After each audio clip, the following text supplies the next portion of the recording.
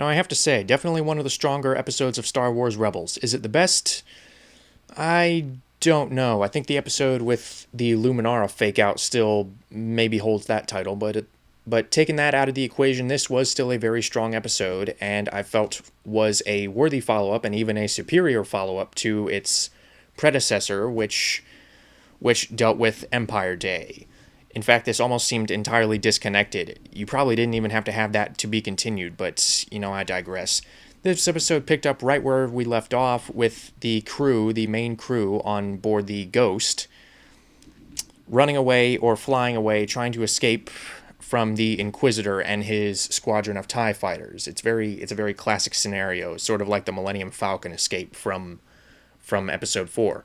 Now, at the same time, they discover that Zebo, I believe is the guy's name, the green Greedo guy, somewhere in his memory, in his implants, in his brain, he knows what happens. He knows what happened to Ezra's parents, and Ezra is really trying to deal with the fact that Zebo could not, or as he put it, did not do anything to help Ezra's parents when they were taken away, and he really does not want to know what happened to them. Or he tells himself it's out of spite, but, and this is what I kind of like about this show, is that it kind of surprised me with giving actual depth and dimension and layers to characters that could easily be seen as archetypes. And getting back to Ezra, he is very much afraid of what he might discover. He is very much afraid of finding out that his parents are dead, or have been tortured, or have lost their minds. Who knows? I mean, with the Empire, you never know what could happen. So there's that, and this actually affects his capability at using the Force, which Kanan sees. And this actually leads to a problem when a tracker is placed on the ship, and Kanan and Ezra take the tracker and lure the Inquisitor to the planet that Sabine and Hera were stranded on, with the monster things, which I thought was a nice callback. It kind of hammers home the criticism I had, which was they're just deliberately repeating planets at this point. But calling back to the monsters and actually having a use for the monsters in setting a trap, I thought was a pretty nice callback, and a pretty nice way to tie in this group of episodes. So right away, the relationship between Ezra and Kanan I thought was the most poignant in this episode, or more poignant in this episode than it's ever been in the show thus far. Really, they seem to connect the best in this episode, when Ezra is really trying to struggle with being afraid of something that he doesn't even know entirely how to describe, and Kanan really trying to connect with Ezra, and how they're really trying to tie that in with connecting with these creatures and sort of bending them to their will. And Ezra cannot very well do that when he has so much turmoil bottled up inside, not to sound too cheesy.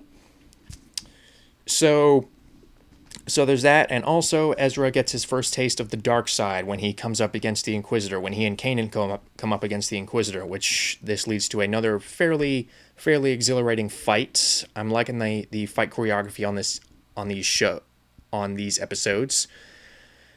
And yeah, that was the main crux of the episode, the relationship between Kanan and Ezra, which I felt was very poignant. They really connected, they really talked, they really were believable as master and apprentice, and possibly a sort of father figure and a surrogate son. They're probably not there yet, but we potentially got hints that they're really starting to like each other. They're really starting to form an attachment to each other. So it'll be interesting to see how that further develops. So there's that, and also Jason Isaacs as the Inquisitor is still great. The voice acting is pretty effective on all fronts, really. Whether it be Jason Isaacs as the Inquisitor, which Jason Isaacs nearly always makes a good bad guy, even if the movie he's in isn't always up to par. Freddie Prinze Jr. is still very good as Kanan. He still hammers home, or he still very, very effectively conveys the 21st century mindset of this particular Jedi, how he is not necessarily or nearly as serene or as masterful as many other Jedi. He is still he is still very much a rookie himself. So Freddie Prinze Jr. I think conveys that very well. Taylor Gray was especially good as Ezra this time around.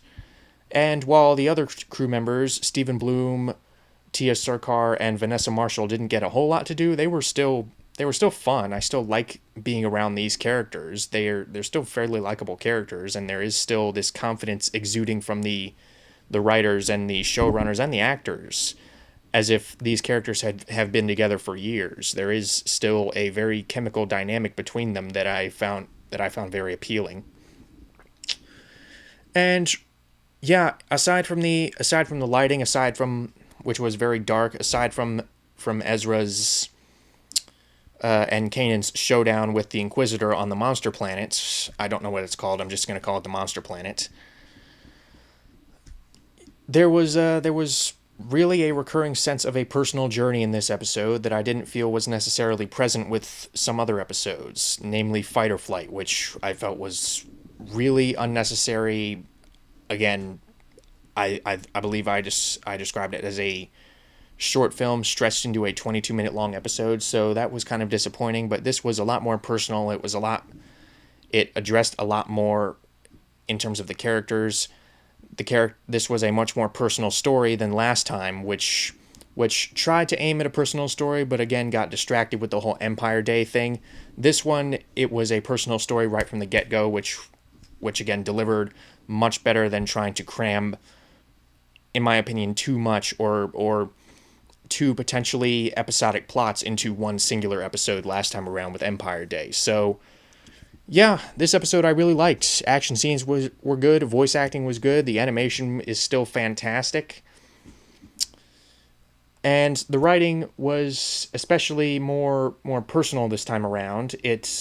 We really got more of a connection between Ezra and Kanan this time around, and as a result, I was all the more invested.